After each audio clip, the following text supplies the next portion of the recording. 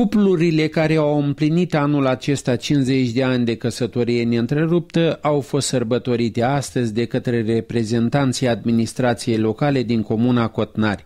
Evenimentul a debutat la Biserica Sfânta Parascheva din centrul localității cu un tedeum susținut de un sobor de preoți. După slujbă, evenimentul a continuat la sala atelier a Școlii Profesionale Cotnari, unde primarul și viceprimarul comunei au oferit sărbătoriților câte o diplomă aniversară, un cadou și câte un tablou personalizat. După care organizatorii le-au oferit o petrecere pe cinste cu bucate alese și muzică tradițională menită să marcheze nunta de aur.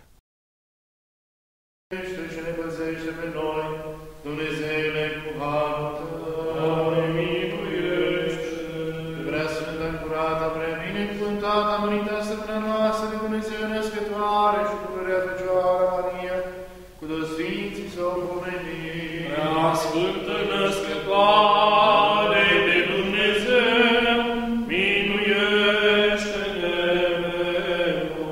pe noi înșine și pe alții și toată viața noastră, lui Hristos Dumnezeu, să o ție, Doamne. O zi călduroasă și cu soare, dar și o binecuvântare și o bucurie în viața dumneavoastră de familie, pentru că anul acesta ați împlinit sau mai sunt 2 luni până la sfârșit, împliniți 50 de ani de împreună viețuire. Pentru credință și mulțumire la mulți ani să trăiți, mulți ani, la mulți ani fericiți. Bun venit și aici la sală. O să rog Miri și Mirescu să stau pe o parte și alta și pe mine rog invitații.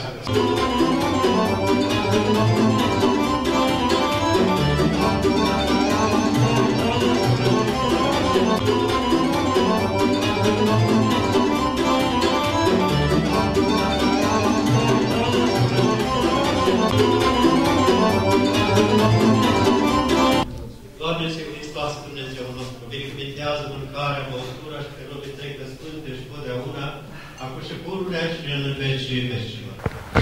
Iată, dragi prieteni, de această dată ne aflăm în comuna Cotnari, o zi, putem spune noi, superbă de toamnă. Și avem aici un cuplu, prima dată o să discutăm cu domnul și după aceea ne-a promis și doamna că ne vorbește. Spuneți-ne, vă rog, nu ne aude nimeni, care este secretul longevității în căsnicie?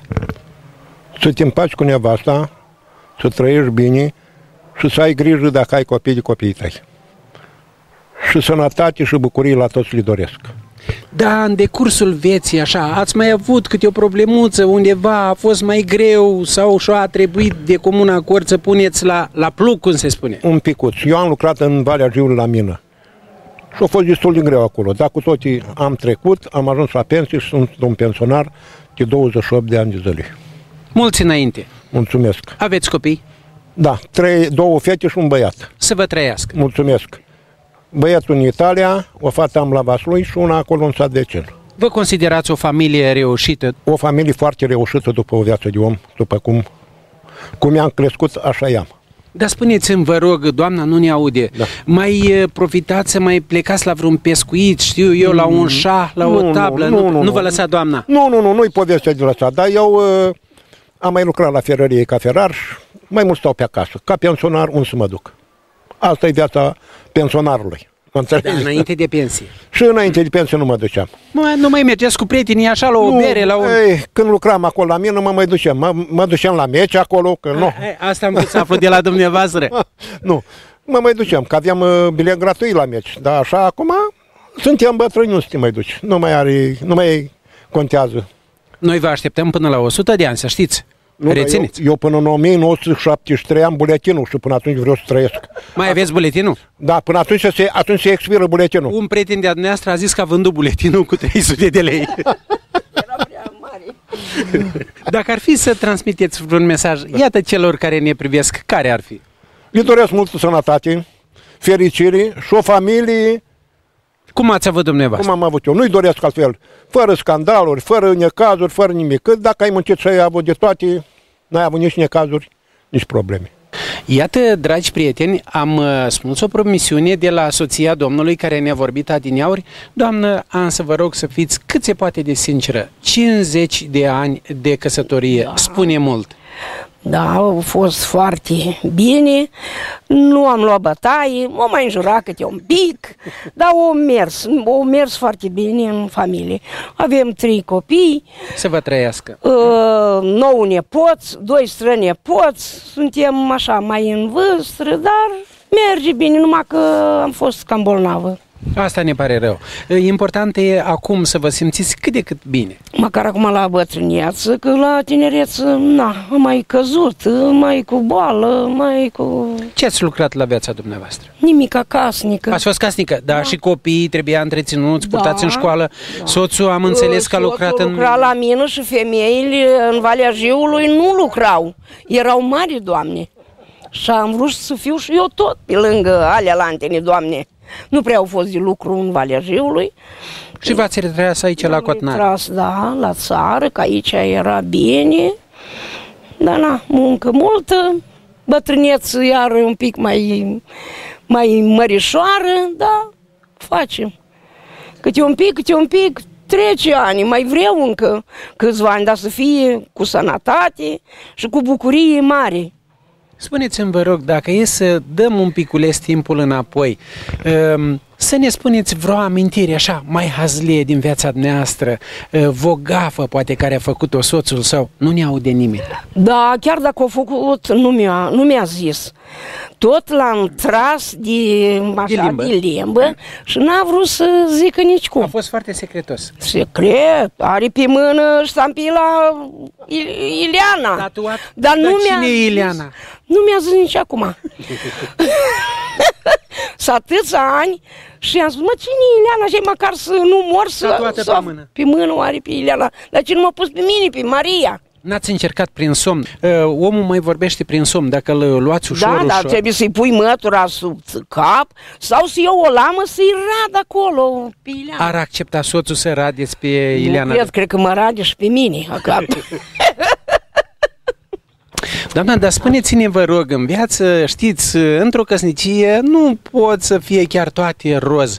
Ați mai avut certuri în familie, ați mai luat o palmă așa de alintat? Dacă luam o palmă, nu mă mai uitam înapoi, tot înainte plecam. Vă îndurați să lăsați un soț atât de bun și atât de familist? Dacă aveam 10 și tot plecam. O palmă. Eu eram hotărât, eu nu suport așa. Dar cred că nici dumneavoastră nu i-ați dat ocazia să-i vorbiți urât, într-o căsnicie. Mai glumit așa, câte o prostioară cu el, dar a mers înainte, nu, bătaie nu, eu n-am vrut. Dacă ar fi să dați un sfat, iată celor care ne privesc, secretul longevității în căsnicie. Doresc la toți să fie sănătoși, să înțeleagă că nu se face treabă cu palma, cu pumnul, cu bătaie, nu. Deci totul din înțelegere. Totuși să te înțelegi bine. Chiar dacă mănânci mai rău, nu bună mâncare, dar să fie viață. E o tradiție ca de vreo 15 ani să sărbătorim cuplurile care fac 50 de ani. De data asta am venit rândul celor care s-au căsătorit în 1973 și au împlinit 50 de ani anul acesta. Ca și regulă, mergem întâi la biserică, să facem o slujbă de mulțumire acolo, după care venim din coace și e partea a doua, spunem de petrecere, cum era și înainte, ca la o nuntă, adică cununia religioasă, după care petrecerea organizată. Am văzut că i-ați primit frumos, cu primire, cum era odată. Da, păi cu muzică, cu tot ceea ce trebuie, mâncare. Așa e frumos să îi sărbătorim, să-i stimăm, să-i respectăm, pentru că au fost și sunt de 50 de ani împreună și cred că nu e ușor. Cu bune și cu rele au depășit. Acum au și copii și nepoți și de ce nu, să meargă viața înainte, să trăiască frumos și bine ei și ceilalți care vor să ajungă 50 de ani și depășească. Domnule primar, ca și o părere a dumneavoastră personală, care credeți dumneavoastră că este secretul longevității în căsătorie? Iată, 50 de ani, sună frumos. Cred că e echilibru. 50 de ani poate nu e chiar mult.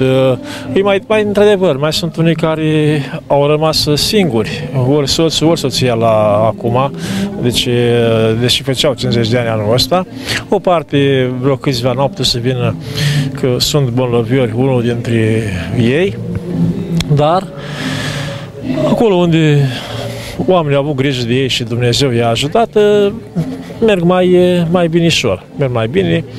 Și chiar unii s-au simțit bine, au și dansat, au fost o adevărată petrecere. Din declarațiile părintelui paroh de la Biserica Zbereni reiese că secretul longevității cuplurilor care au împlinit 50 de ani de căsnicie neîntreruptă constă în iubire, toleranță și nu în ultimul rând respectul față de partenerul de viață. În moment ce au avut credința în Dumnezeu și dragoste față unul de celălalt, atunci ei au găsit de cuvință să se căsătorească, să întemeieze o familie și exemplul lor dăinuiește și pentru copiii lor care deja au și ei familii întemeiate, apoi sunt care au și nepoți și cu nepoții sunt căsătoriți și sunt un exemplu și pentru biserică cei dinainte și pentru societate, pentru că au fost uniți în dragoste, în iubire și în armonie. Pentru că acolo unde nu este iubire, nu este dragoste, nu este armonie, este ceartă, este dezbinare și atunci cuplurile ajung să se despartă.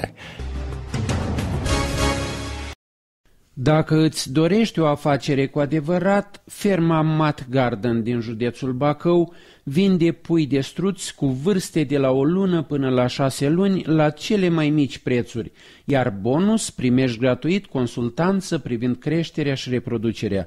Sună acum la numărul de telefon 0720967307 și așa poți deveni cel mai bun fermier.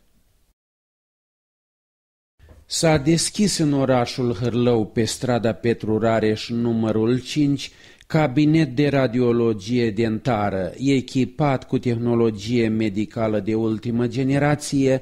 Noul centru permite realizarea tuturor tipurilor de radiografii digitale și îți oferă o imagine de ansamblu în sfera stomatologică necesară medicilor pentru diagnostic și tratament.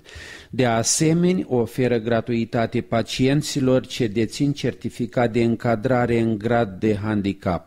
Un zâmbet frumos începe de la noi. Pentru relații suplimentare puteți suna de luni până vineri între orele 9-18 la numărul de telefon 0232 732 150. Se vinde afacere la cheie, vulcanizare, echilibrări roți, spălătorie auto, geometrie direcție, totul cu clienți formați. Unitatea deține clădiri dotate cu aparatură specifică fiecărei activități, birouri, baie, magazii, 2000 metri pătrați teren, apă, canalizare, gaz 380 de volți, 36 metri deschidere la șoseaua națională 28B lângă stația Petrom Hârlău. Investește în afacerea ta și viitorul familiei tale. Detalii privind prețul și relații suplimentare, contactează direct proprietarul la numărul de telefon 0747 469 053.